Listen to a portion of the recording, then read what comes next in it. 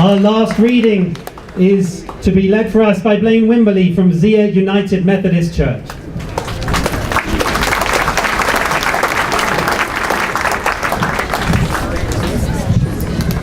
Abraham Joshua Heschel, who marched side by side with Reverend Dr. Martin Luther King, wrote, in the words of William Lloyd Garrison, "I will be as harsh as truth and as uncompromising as justice. On the subject of racism, I do not wish to think, speak, or write with moderation. I am in earnest. I will not equivocate. I will not retreat a single inch, and I will be heard. Religion and race, how can these be uttered together? To act in the spirit of religion is to unite what lies apart, to remember that humanity as a whole is God's beloved child. To act in the spirit of race is to sunder, slash, and dismember the flesh of living humanity. Is this the way to honor a father, to torture his child? Race as a normative legal or political concept is capable of expanding to formidable dimensions. A mere thought, it extends to become a way of thinking, a highway of insolence, as well as a standard of values, overriding truth, justice, beauty. As a standard of values and behavior, race operates as a comprehensive doctrine, as racism. And racism is worse than idolatry. Racism is unmitigated evil. Few of us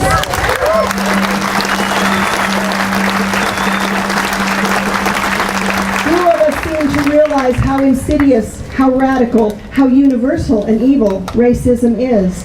Few of us realize that racism is our gravest threat to other people. The maximum of hatred for a minimum of reason. The maximum of cruelty for a minimum of thinking. To think of a person in terms of white, black, or yellow is more than an error. It is an eye disease, a cancer of the soul. The redeeming quality of a person lies in one's ability to sense kinship with all people. Yet there's a deadly poison that inflames the eye, making us see the generality of race, but not the uniqueness of the human face. How many disasters do we have to go through in order to realize that all of humanity has a stake in the liberty of one person? What begins as inequality of some inevitably ends as inequality for all. There is an evil which most of us condone and are even guilty of: indifference to evil. We remain neutral, impartial, and not easily moved by the wrongs done to other people. Indifference to evil is more insidious than evil itself. It is more universal, more contagious, more dangerous. A silent justification, it makes possible an evil erupting as an exception, becoming the rule, and being in turn accepted. The prophet's great contribution to humanity was the discovery of the evil of indifference. All prophecy is one great exclamation. God is not indifferent to evil.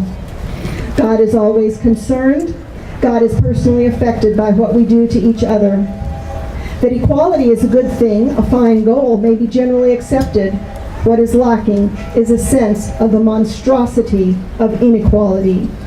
Seen from the perspective of prophetic faith, the predicament of justice is the predicament of God. Amen.